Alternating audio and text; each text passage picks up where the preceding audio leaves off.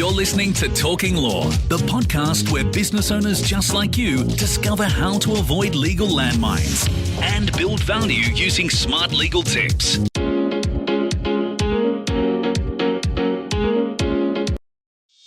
Hi, it's Joanna Oakey here and welcome back to Talking Law, a podcast proudly brought to you by our commercial legal practice, Aspect Legal. Now, today we have a really interesting show. We're interviewing Brian Keane, the founder of the book Franchise Simply, who is one of Australia's most sought-after advisors for business owners who are considering franchising. Brian is also co-author with me of the book Secrets of Business Experts Exposed. And in today's episode, we're talking all about the opportunities available for business owners in the franchising concept. So we talk about franchising as a way to scale and leverage a business, to provide growth for a business where you have passion for the business, not just as an economic incentive. But we also talk about the economic incentives as well, and take a bit of a walk through what the difference can be between the value of a business operating as one business versus the value to the business owner of taking that idea and franchising it, because it really can make a massive difference in not just the sale value, but also the saleability as a whole of a business. So I hope you find today's discussion with Brian really interesting. I know I did. So buckle in. Here we go.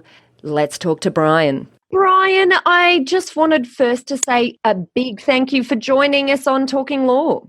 On the contrary, thank you for inviting me. I'm really looking forward to our conversation, Joanna. Thank you. So I guess let's get straight into the meat of it, because there's a lot that I would like to talk today about in relation to franchising, because I think there's lots of areas really that we should cover. But let's start with the publicity around franchising at the moment, because franchising from a franchisee's perspective is getting a really bad rap in the media at the moment. So we've got a lot of really big names that seem to have behaved pretty poorly to their franchisees. And I think some of our listeners and certainly some of our advisors deal with businesses who might sit on the franchisee side. Many businesses that we deal with are also particularly interested in franchising from the franchisor's side. So I'd really like us today to be looking a little bit at both of those sides of the equation. But let's just kick it off with the recent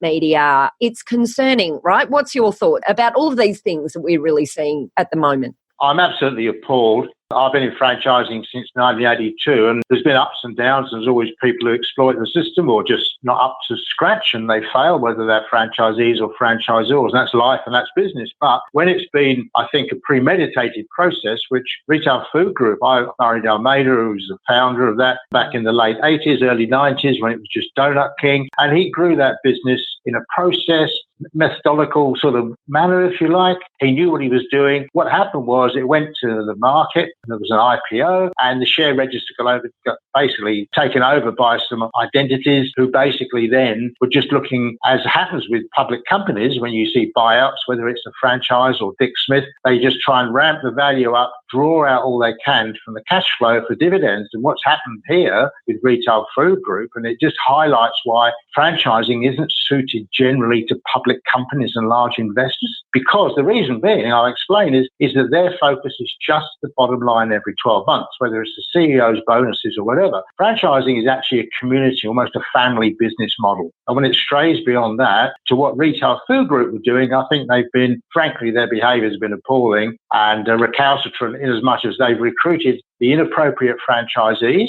They've just rolled franchisees in out. They've been churning. They've not given proper support. They've actually redlined all the boxes that I would say you need to have a decent franchise. It's as simple as that. And unfortunately, the vast majority of franchise groups are very ethical, very honourable. The vast majority of franchisees are really happy. And testimony to that is that many groups have got franchisees who've been with them for 15, 20 years. And that's not because they don't want to be there. It's because they've enjoyed the growth and the benefit. So unfortunately, the retail food group type situation, the quicker that that's resolved, the better, because it's having a huge impact on anybody in franchising, which is really unfortunate. For franchisees, unfortunately, the value of their assets currently is depleted because there's this suspicion that every franchise out there somehow or other is inappropriate or is unethical, Yeah. And so I think what we'll do is in another episode on our sister podcast, The Deal Room, talk particularly about how franchisees who are buying existing franchise businesses or indeed perhaps buying a new franchise can identify good versus bad franchises. So we'll come back to that and we'll talk about that specifically on The Deal Room. Today, let's focus on the perspective from a business who is looking at franchising as a potential way of growth for the business into the future. Because we have a lot of clients, by way of background, that have franchising as an idea in their mind, as a potential for the future. And often I'm fielding questions about the differences between a licensing arrangement versus a franchise. So I think we should dig into that. But let's first start with, when might the concept of franchising be relevant for a business owner to consider in relation to their own business? Right. My views are contrary to people you'll find in the profession. I've actually started my own franchises in the past from a concept and launched them very successfully, and I've helped other people do it. There are certain criteria you need to meet. One of the most successful franchise groups that I've worked with in recent times, National Drones, came and sat down to me and said, everyone tells me I'm daft. This is the idea I've got. Franchising drones. This was 3.5 years ago when they were barely on the market. And I said, that is brilliant. I could see it would appeal to people. So the big thing is you have a concept or a business that's going to appeal to people, excite them. And this was one, for example, if we take National Drones, the business is self-explanatory, and it's grown enormously. They've found numerous applications. They work for the Navy, for the police, for schools, for farmers, for builders, for insurance companies, you name it. And franchisees, it's big boys' toys. The guys love it. Photographers love it. People who like model aircraft love it.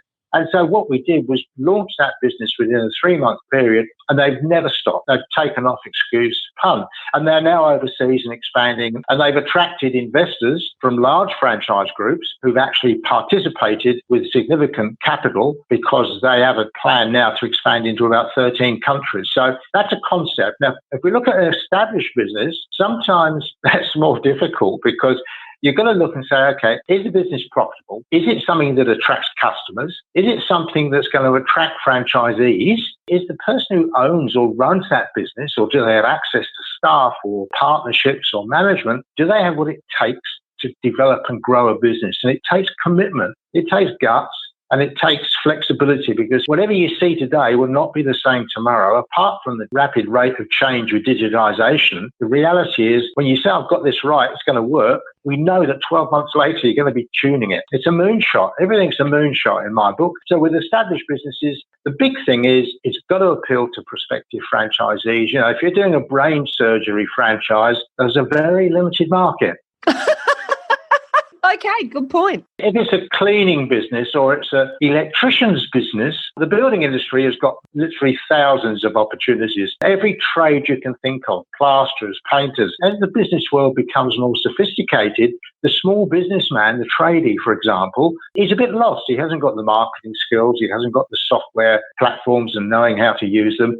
So if he can get a franchise that does the marketing for him, gives him the support and the systems and the brand, then really he's solved his problem of diminishing workload. That applies in a lot of areas. I don't know if I've gone on a bit too much there, but at the end of the day, it's very simple. It's people. And that sounds a bit corny, doesn't it? But you've got to have the right people running it with the right ethics and the right motivation and commitment, who are prepared to weather the storm and who can mentor people who are learning how to run a business, the franchisees. Now, you need franchisees with the right people. There's no point in getting an accountant or a lawyer to come and sell a commodity. because their mindset is wrong. They haven't got the right personality profile. You've got to get people who are outgoing and motivated and innovative and easy to communicate with. They're the sorts of people you need out there. One of our clients has got mobile massage. They tend to people at end of life and nursing homes. And their model was that their nurses would actually go through the area and sell their product to nursing homes and people who are ailing at home.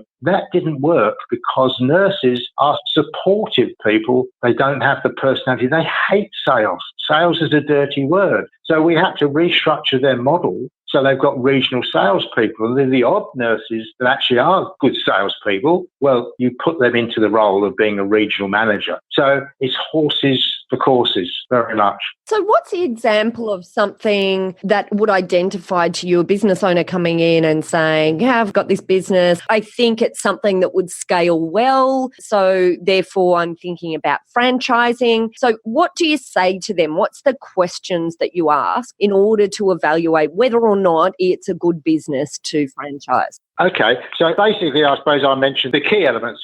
Is there a demand for the product? Is it profitable? Is there enough margin, not just for the franchisor, but for the franchisees as well? And that's only going to emerge for the franchisor when he's reached a tipping point. Maybe he needs 3 or 4 outlets, maybe he needs 8 or 9. So he's got to have the cash flow to get there. But essentially, can they see growth? If I was looking at a video store at the moment, I'd be thinking, hang on, that's history. It's not going to work anymore. You've got to look at the technology out there and say, has this got a reasonable life cycle? And then you've got to say, does the franchisor have the funds to invest in growing it? It needn't be a lot of money, but it needs the money to invest in putting together good operating systems, good procedures, good documentation, good legal documents, and all the marketing so he can go out there and recruit franchisees. So having the funds, working capital is really the biggest restraint I see that people have. They try and do it without enough. You don't have to have vast amounts, but you need to have a bit up your sleeve. Then you need to get those systems sorted out, the right people, as I mentioned. And then you've got to say, well, can you handle growth? Some people I've reached their Peter's principle, that ceiling where they really have done as much as they can. They don't mentally perhaps have the skills to move up to another level.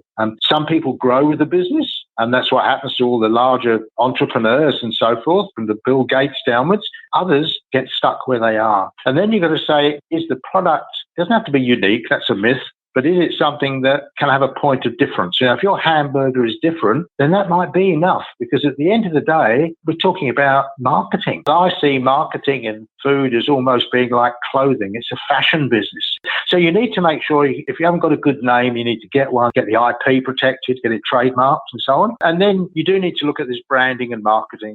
That's something we look at right at the beginning with people, and training programs. Most people don't have specific training programs. When I say to them, how do you train your new team members? Well, they spend a couple of days with us, a couple of days with John, and a day with Jennifer, and we nurse them along. That's all very well, but if you're going to scale up, you've got to get formal training programs that work for people with different learning habits and skills. Some people learn from audio, some from video, some from just rolling their sleeves up and jumping in the deep end. And then you've got to say, have you leveraged yourself from the day to the day, or are you still working literally on the tools? Doesn't matter whether we're talking about a bookkeeper here or we're talking about a plasterer. Are you able to leverage yourself from the day to day so you can manage the business? Because that's what you've got to do. And one of my clients over in Perth a few years ago, Shannon Daniels from Triumphant Property Cleaning, they clean strata offices and they do a whole building. And he came into us, he started a franchise program. We take them right through, from educating them right the way through to recruitment and mindset, everything else in between. And he realized after he'd done our weekend training program, and he said,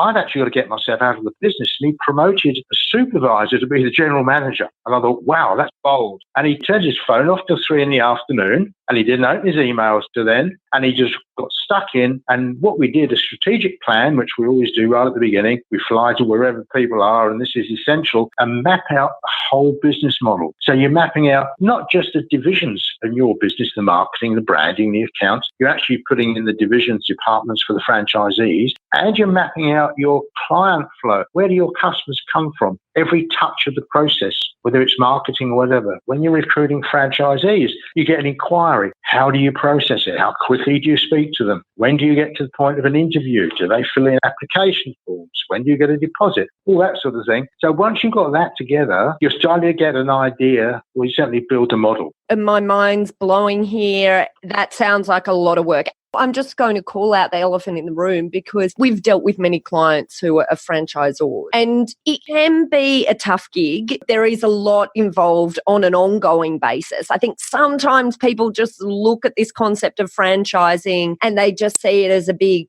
ticket to passive income. And this is the setup phase, right? We're not even into maintenance because there is a lot involved in the maintenance phase as well. And we'll talk about that in a moment, but let's just drag it right back to the beginning, calling it for what it is. What's the payoff for all of this work? You know, it's not an easy meal ticket, but what's the payoff that we can be looking at? Most people that I talk to in business who are successful are actually passionate about it. They're in there for financial returns. That's all well and good, but they're probably not going to have the passion to be in there and get the commitment and carry people with them. So having an absolute passion and an ultimate goal is really, really important. If people don't have that, they don't get up out of bed in the mornings with some long-term goal, even beyond the business, then they're probably going to be challenged. So the reality is what they're able to do is see their business, their concept that they once saw on a piece of paper or in their head materialize. So people say to me, my business, which they treat as an individual, my business deserves to grow because it's good. It needs to prove itself. It's almost like we do when we aspire to do better. So I see a business as actually a living organism. Essentially, what you get from it is the chance to build an asset. You're leveraging it. So you're using other people's capital, right, ethically, by getting their revenue from their franchise fees they're paying you that you use to expand. So they open the outlets or they take over ones you've already opened, and they do the hard yards in growing it, servicing customers, that you can't do unless you're a big corporate, which invariably big corporates have a tough time. We've all seen what happens with the Myers and all these other organisations. You know, getting management and getting decent return margins is far better in franchising than it is in corporate retail and other business outlets. So at the end of the day then, for a lot of people, some say I want to hand it over to the family. Others say, look, in 5 or 10 or 15 years, I'd like to maybe sell this business and move on. I see it as an exit strategy. Go and get my yacht in the Whit Sundays or whatever it might be, or go and do community work or become, work in Asia helping children or whatever it might be that drives them. And it's the opportunity for an exit strategy. So a good franchise business is very attractive to much more than the average business appeals to. The average business appeals to a typical small businessman who will buy a business person, buy a business, run it for 5 years and sell it. Buy another one, run it for 5 years and sell it. In franchising, you appeal to people who are often past franchisees or other groups. You may have staff or team members or even reps or people like that you deal with who are interested in buying into it. You'll get competitors who are interested in buying the business because they can consolidate the two. You'll get manufacturers who often buy. So our retail bedding group I was in when I first started franchising in Perth grew to about 20 outlets, and our major supplier was so terrified of losing the business that he actually bought the group. So the founders got a huge payout. That's happened in a lot of cases. It's been inflated by Retail Food Group, who've obviously blown the balloons that were on that one, but that's not to say that that's not happening a lot. It does. Consolidation of groups is what's been happening traditionally, internationally for many years, and it's growing here. So it's that opportunity. The other people who often buy out franchise groups are the franchisees. Yeah, it's not all about the money, it's about the passion that drives it. But if we look at in economic terms, what have you seen in terms of the value of a business that's just this small business as opposed to perhaps what it's turned into that you've seen over time when this business owner has managed to franchise it and then exit at that point? Well, I've seen pizza groups that have grown to maybe 100 outlets and they are all franchised. So the franchisor doesn't own the leases. All he owns is a franchise agreement, which might be for 5 or 7 years, recurring terms. And, they've changed hands often for $200,000 per outlet. So $20 million, because it's just like property. If you've got a strip of shops or offices, the value of that real estate is based on the rental income. If you've got a franchise group with franchise agreements and it's working well and you've got revenue from franchisees and the probability of probably the most of them will renew, then that gives the investor or the purchaser or the other competitor that buys them out the benefit of actually being able to take that business over very simply, just by perhaps putting a general manager in, but all the infrastructure's there. all the systems, all the customers. And to build a business up, is fraught with risk. You only look at the stock exchange and see how many businesses that were there 20 years ago are there today. Very few. So that's one of the benefits. So seeing quite significant multiples is not unusual. It's happened recently a couple of times with coffee chains, for example, coffee shops. Again, because the attraction for the larger or the acquirer is that they can consolidate. They've already got the administration, the training, the marketing, all those systems. It's much cheaper. They bring someone else in, another business in, they're going to reduce the percentage cost per outlet. Therefore, their profit goes up. And what's an example, and you may not know this, which is fine if you don't, but what's an example of the sort of multiples that you've seen buyers pay for franchises, like as in for the franchisor group? From the franchisor point of view, and that's what I've been referring to there, well, really significant. It's hard to put a figure. It depends what it costs them to set up and what they put into it. But assuming they might have spent $5 million, over a period of 10 years building that business, invested it and so on, if they're going to sell it for 20, they've got a multiple maybe around the 5-6 mark. It's pretty significant, let's face it. And basically, they're getting a cash payout. And from the franchisee point of view, I bought my first retail franchise. It was a bedding business in Perth for $30,000. I sold it about 4 years later for about 120. About another 3 or 4 years later, someone relocated it and then sold it for $500,000. So there's huge potential when you're building businesses.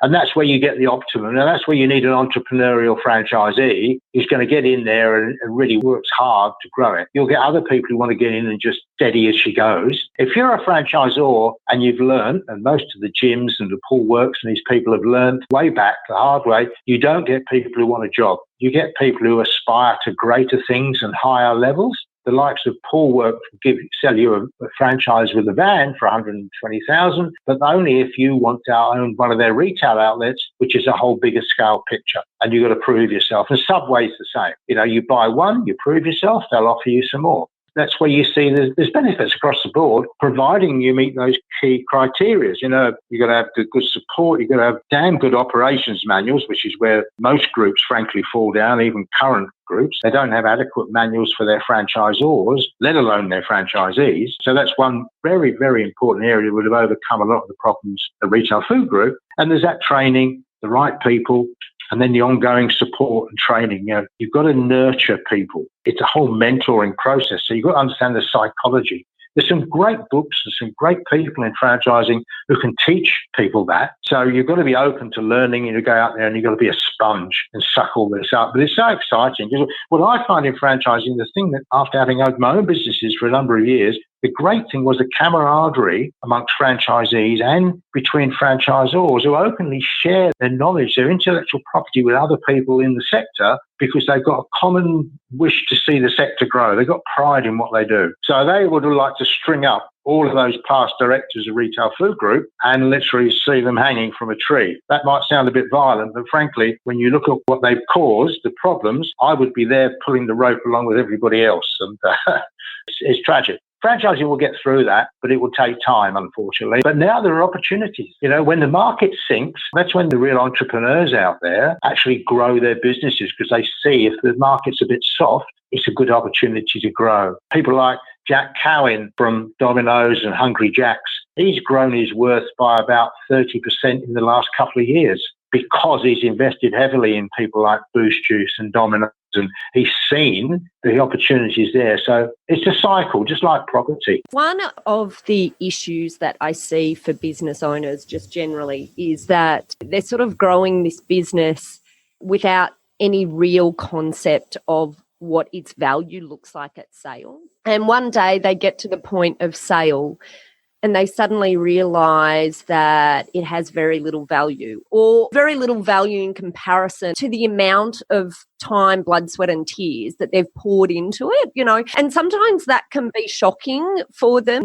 I just think it's really interesting to investigate different ways of growing a business, just like we're talking about now franchising, in terms of how can you take your business asset and turn it into something that is far more valuable as a larger or scaled end than it is as its solo operation. And when you're talking about your cafe owners, cafes have very little sale value. But as a group, clearly there's opportunity for a much higher multiple, a much higher value. And so I think in that lies a really important thought process that business owners who are interested in the value of the enterprise that they're building and the value at the end of the day, the end of the game, really should be seriously thinking about.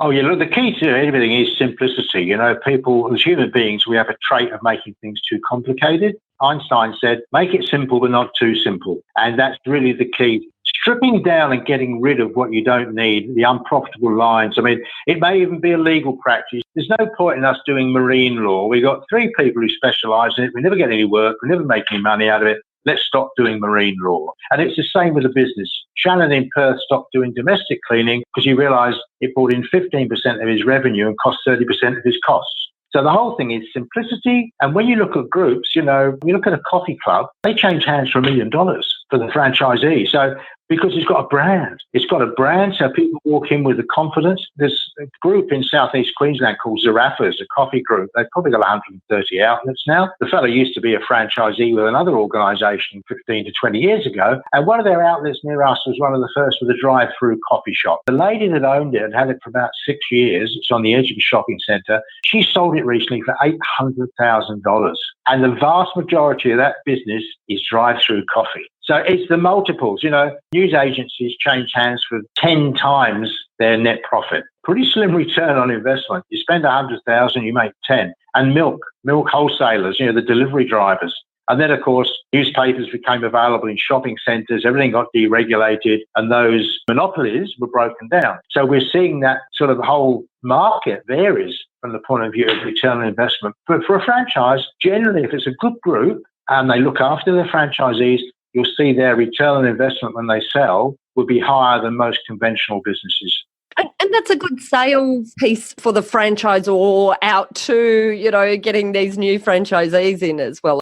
Oh, yeah. I worked with a Doug McDonald in Coffs Harbour some years ago. He's got a car service place like an Ultratune or Midas. It's called Superlube. And we went through and documented it for franchising. Unfortunately, he was diagnosed with an illness. It wasn't terminal, but meant he had to wind back work-wise, and he sold it. He sold it to a guy who was an accountant. Now, selling a car service centre to an accountant, normally they are hard to sell. You only sell it to a mechanic. And the business broker said, your business was so systemised that the purchaser could just step in and run it. He's a car enthusiast, and he paid 50% more than you would normally get in that marketplace for that business. You've got a good business, strip it back to basics, what makes the best profit, and just replicate it. Growing a business is really torturous. But if you replicate it very, very effectively, then you've got a simpler way of growing the business, making money. And the thing I found when I joined Bedford that shook me, I was very anti-franchising. I won't go into that now, but I thought, I joined and I was amazed with the camaraderie amongst franchisees. We'd all be ringing each other and coming up with ideas. And the franchisor, who'd be like John O'Brien, the founder of Paulworks, said to me a while back, he said, I haven't had an original idea for 10 years. My franchisees come to me with ideas because they're on the shop floor and they say, hey, John, why don't we build swimming pool fences? Or why don't we repair the gates? Or whatever it might be. So you've got a whole number of people all looking for the same objective to grow the business. So that's one of the big advantages. And the disadvantage with licensing is you don't have control over that. So licenses are more suited just to product, to commodities. Traditionally, an agency, if you just want to sell widgets, then, hair dryers or whatever it might be, a license is probably the way to go. But if you want to control the product and the marketing and the brand and the delivery, then you probably need a franchise. And some people see that as a disadvantage. I see it as an advantage because the more systemized you are, the more chance of success, the more you can leverage and take a holiday, and the more attractive it's going to be for sale ultimately. I really love your point here. I think it was a really, really good point about your mechanic that had done all of this work to gear it up for franchising, didn't go through that process, but added 50% to its sale value. So what a great example of way to move the needle in terms of business value. And obviously, I talk a lot in our podcast, The Deal Room, about the benefits of running a business in a sale-ready state. And it sounds to me like franchising is the same, right? You're sort of building it into the vehicle that really is a sale-ready state, as well as something then that can be scaled through franchise if that's the way that you decide to go. So then rounding back really quickly, let's just get into a conversation about costs. I don't think the conversation would be complete unless we just had, a little snapshot here. What's the minimum sort of cost a business owner could be expecting to franchise? Okay, let's look at an ideal scenario of someone who's got a business that's almost franchise ready. It looks like a franchise, it's well systemized, it's got good operations manuals, he's got his IP protected. He could take a program we offer, for example, and work through that process using all of the material we provide, videos and podcasts and stuff like that, for probably the mid-20s, plus he's going to pay have his legals, plus any expert input he needs. The cost of franchising from legal documents varies enormously, as you would be aware, and so would your listeners. I see people who buy them online, and you might as well trash them straight away. There are a lot of lawyers who do franchise agreements who, frankly, don't necessarily understand franchising, I don't think, well enough. One of the things there is, I think one of the reasons a lot of groups aren't successful, smaller ones that never get off the ground, is because they get the legals done first before they actually know how their model works. So I always say to lawyers, it's actually a tandem. You need to, sure, do the legals, but first find out, get your budgets done. Make sure you know what your fee structure should be and what you need by way of protection and so on. And make sure that once you do get those legals done, that you've got all the operations manuals and the systems and the training and that. So that the ops manuals and the franchise agreement are key elements that need to be together like brother and sister. So that's an area I think that a lot of people don't understand. I think it's such a good point. I have to tell you, Brian, I have seen some crap franchise agreements out there. It's like any document, right? I guess, there's good versions, bad versions, but I've seen some real shockers. Like everything, I think it's about taking the approach of being really well organised and not just thinking you can take a document from anywhere and slap it in.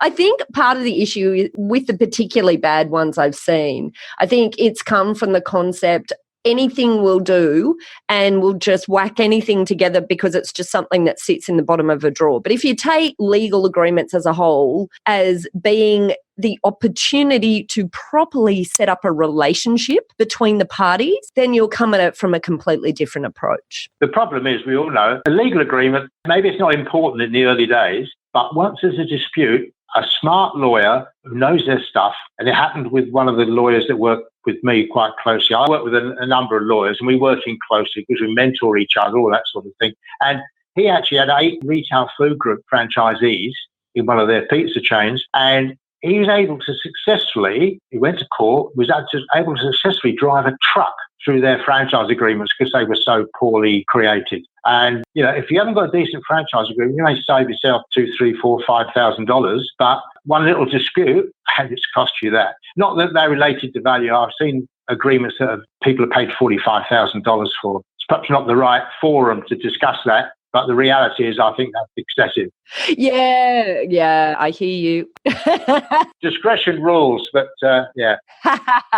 What we've done, which is a bit different, we've got a cloud-based business and so on, so we launch it as a new concept rather than all the old traditional consulting methods. We bring all that together. So we pull in-house a lawyer, we'll pull someone's lawyer in and work with them at the right point, and we'll help them understand what we believe should be in the agreement so that people can come together, get something that works. So I think the simplicity at the end of the day with everything you do and a commitment to people, there's me, that's really what it comes down to. Well, Brian, I don't think we could sum it up any better than that. That's really a great way of pulling it all together. Look, I just want to thank you for your time today because this has been such a useful discussion, I think, for all of our listeners who have businesses or who are advisors to businesses that have a mind on growth and scale as a potential way of achieving that. Certainly something to at least ponder. Brian, if people want to contact you, how do they do that? Well, there's my website, franchisesimply.com.au is probably the best place. There's a pop-up with a free book, How to Franchise My Business Simply, and they can order that and book an appointment. Otherwise, they can call me. There's a phone number on the website, 1300 960 136, 1300 960 136. And look, we've got tools and so forth for people to check out for themselves whether they think franchising is right for them. And we run weekend workshops, all that sort of stuff. So we've got all the tools in place. I'm always happy to chat with someone. And if I don't think it's suited to them, I really will steer them away and perhaps suggest they might look at something else, or we'll get a business partner who understands different aspects of business and so on. So I think that's important. We can hear your genuineness. I get it. I really like your focus on, on the people side and the passion that business owners should have for the business, not just the payday that they think they're generating. Because it's a combination of all of that, I think, at the end of the day. So, Brian, I just want to say a massive thank you for coming on board. Anyone who is listening to this episode and really wants to contact Brian but doesn't have a pen in hand, don't worry. We will link through to all of those links from our show notes, which you can find over at talkinglaw.com.au or on the show notes on your iPhone or wherever you're playing this podcast from today. Thank you once again, Brian. Oh, it's been a privilege. It's been delightful. Thank you so much, Joanna. Really enjoyed it. Well, that's it for this episode of Talking Law. Just as a quick recap, in this episode, we talked to Brian Keane, the founder of Franchise Simply, all about the opportunities in franchising a business. We looked at the area, warts and all, but I think you'll agree that it really should start a consideration process, some thoughts rolling around in your head. If you have a business that you really want to grow and grow quickly. Certainly from the discussion with Brian, it should be very apparent that this is not a ticket to easy street. This is not simply creating an easy way to passive income. There's a lot of blood, sweat and toil required in making this journey, but certainly it's a really interesting thing for us as business owners if we're really looking at the concept of growth to perhaps at least understand a little bit about. So I hope you really enjoyed this episode. I really enjoyed recording it with Brian. I really do love talking about these topics. So I hope that you enjoyed hearing it just as much as I enjoyed recording it. If you'd like a little bit more information about this topic, then why don't you head over to our website at talkinglaw.com.au. Now, if you'd like to know what to do to prepare your business for franchising, then you can get in contact with Brian and we'll have some links through to him from our show notes. If you're interested in understanding about what you can do to protect your brand, of course, protecting your brand is a really key important element if you're ever considering franchising or licensing your brand, then get in contact with our team at Aspect Legal. So just head over to our website and there you can organise a free consultation with one of our specialist trademark legal eagles over at Aspect Legal who can talk to you all about your trademarking requirements and any questions that you might have about that area of law in terms of locking in the IP and the value of the IP in your business. If you'd like to hear more from Brian and me, we are both co-authors of the book Secrets of Business Experts Exposed. So if you'd like to take a deeper dive into some of the business tips and strategies that we talk about in that book, then just hit me up via email. Email us at inquiries@aspectlegal.com.au and in the subject put please send me a book and we'll send you a complimentary copy of the book. Whoever said nothing comes free clearly hasn't met us here at Aspect Legal. Pop over to iTunes or your favourite podcast player and hit subscribe. And that's it for us. Thanks again for listening in. You've been listening to Joanna Oakey and Talking Law, a podcast proudly brought to you by our commercial legal practice, Aspect Legal. See you next time.